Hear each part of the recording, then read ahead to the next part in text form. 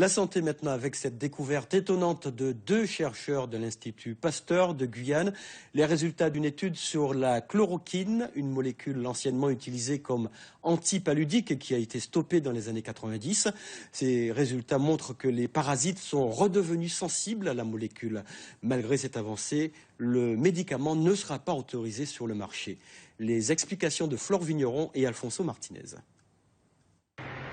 La chloroquine, une molécule dérivée de la quinine, n'est plus utilisée en Guyane depuis 1995 comme traitement contre le paludisme. Le parasite étant devenu résistant. Mais aujourd'hui, il serait à nouveau sensible. On s'est rendu compte que les parasites résistants sont restés pendant quelques années présents.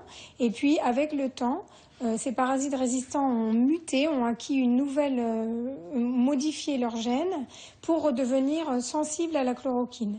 Donc à l'heure actuelle, en 2015, environ 80% des parasites circulant en Guyane sont sensibles à la chloroquine.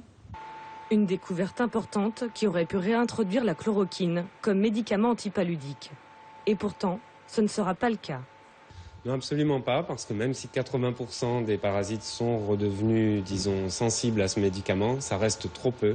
On pourrait envisager cette possibilité le jour où on verrait que 100% sont redevenus sensibles.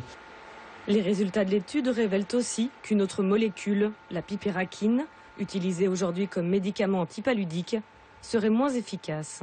On a vu que les parasites qui portaient cette mutation, ils étaient beaucoup moins sensibles à un autre traitement qui est utilisé actuellement, et notamment sur les sites d'orpaillage. Et donc, ça, c'était quelque chose d'inattendu, puisque c'est pas ce qu'on regardait au départ, mais c'est un petit peu alarmant pour l'avenir, puisque probablement, là, il y a quelque chose qui est en train d'émerger.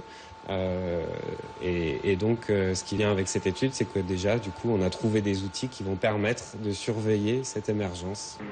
Et surtout, d'optimiser l'utilisation des antipaludiques déjà existants.